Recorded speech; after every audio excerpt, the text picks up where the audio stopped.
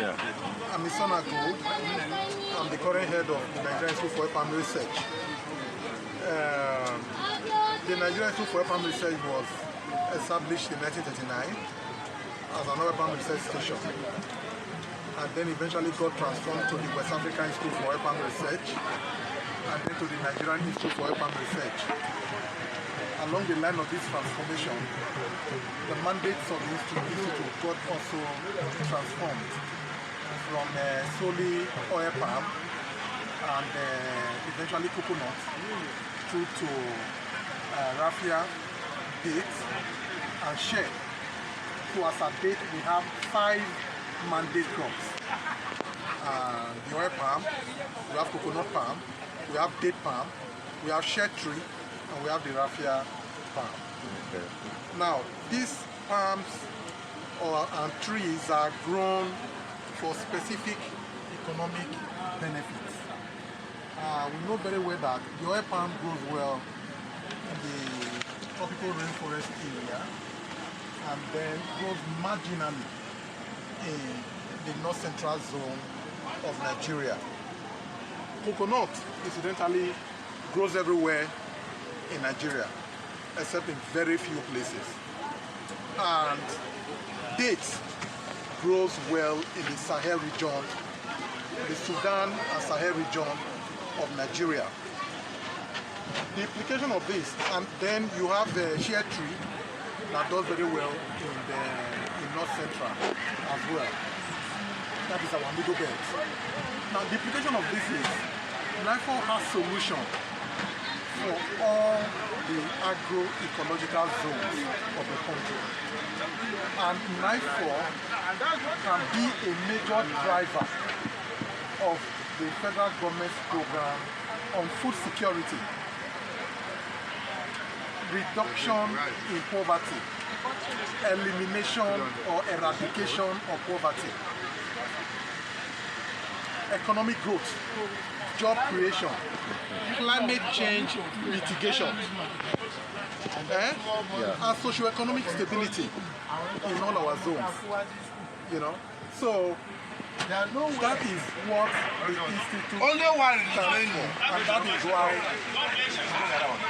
our mission is to use transformative research programs to change the livelihoods of Nigerians. So over time we have moved upwards on all our crops. There's no crop as a day that is stationary. Like you people know very well that the oil palm at the time took about 10 years to reach gestation. Then from there to about 7 years. And as we speak today, oil palm matures in about 2.5 years to start giving you fruits. So unlike those days when people will crop the oil palm and they say it's for my children and grandchildren. No, these days you crop the oil palm and you reap the benefits 2.5 years later. And same with our coconut. You plant our coconut, in 3-4 years, you reap the benefits. You plant dates, in 3-4 years, you reap the benefits. So what that tells us is that, for people that are in any kind of, job engagement, whether you are in the civil service or you are a private practitioner and all that, we all will one day go into retirement. And when you go into retirement, you want a cash flow that will not wake you up by 6 o'clock in the morning and you are running helter-skelter until another 6 o'clock in the evening. You want a cash flow system that you can take your phone and just call. Have you paid? They say, please, okay, check your alert. You actually check and the money has been credited to your account. Okay, sir. What are you doing? If you go back to the history, yes. Malaysia, I was told, or from my finding, Yes. they acquire the stigma from Nigeria. Yes. And if you look at, if you go through it, Malaysia is the highest producing of oil, almost like highest. Okay. In terms of economy, what would be your call to the public? Because me, I have interest on this. Yes. Well, let me educate the public. The oil palm industry in Africa is as old as Africans. We have always had the oil palm with us. And over time, we have been exploiting the oil palm from the wild. We really never had plantations until about 1929. And remember that our own research institute, the Nifor, Nigerian Institute for Oil Palm Research, was established in 1939. What that means is that the research institute started 10 years after the first series of oil palm trials were established. The reason why Nifor was established was for a scientific institute to provide technical backstopping for the oil palm industry in West Africa. You understand what I'm saying? Yes. Good. And this was necessary because the industry in Asia, right from the beginning, was backed by science. They didn't have natural growth the way we have it.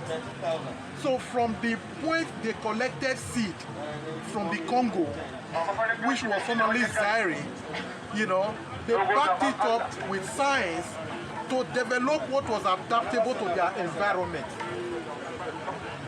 You follow what I'm saying? Yes. By 1917, Malaysia/Indonesia already had about 400 hectares of man-made plantation when Nigerians were still going into the wild to collect fruit and process and take to the local market and eventually collect and export. All the export we were doing from the turn of the 19th century up to where we stopped, they were all from the wild. They were all from the wild because they were mainly collections from small growers with very few, you know, plantations that were set up to test our natural products. That is the Jura palms. So the Malaysians came to Nigeria in the late 60s. And it was a participation in a program we call Gem Plasing Collection. Every country, even Nigeria, we also conduct gene plasmid collection. When you have your own gene pool, you want to see if there are any unique characteristics in other genetic products that you can add to yours that will make it better. It's just like today now, if a black man marries an American, they give birth to a mulatto. Now, that mulatto and the black child, yes. Which one is visually more acceptable? It's the cross. It's the cross. You know, so people like taking materials from another environment with unique characteristics, blending it with their own in order to improve it. So that is exactly what Malaysians did in the late 60s. All right. So they didn't come to Nigeria to take palm products to go and establish their industry.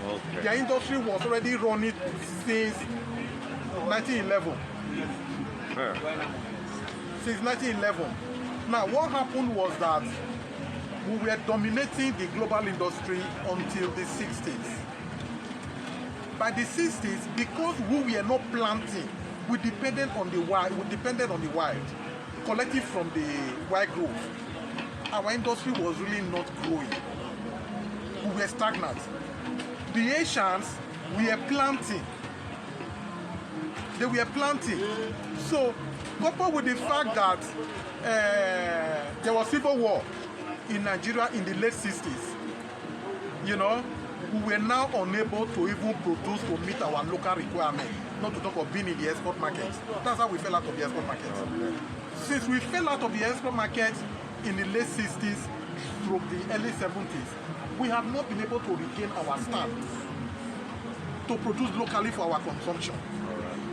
So all the while, we have been running deficit supply in our domestic economy. Thank you very much. So, and then the other thing we need to understand is that the oil palm is an industry.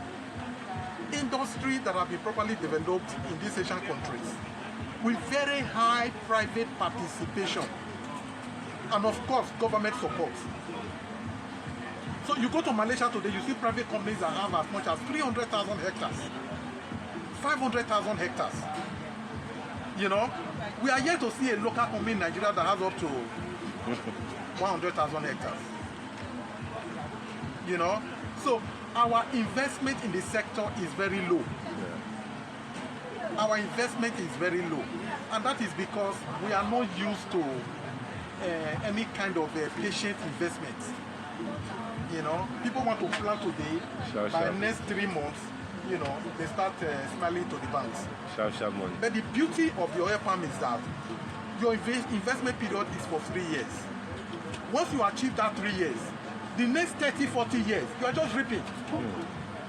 You are not going back to plant again. Cassava, if you plant cassava this year, you uproot it. After that 9 months, you are going to plant all over again. With the oil palm, the coconut, the raffia, our dates, you plant once. And after that, you just keep, you know, harvesting and making money. Thank you very much, sir.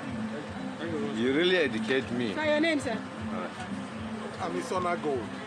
Amisona Gold. Yes.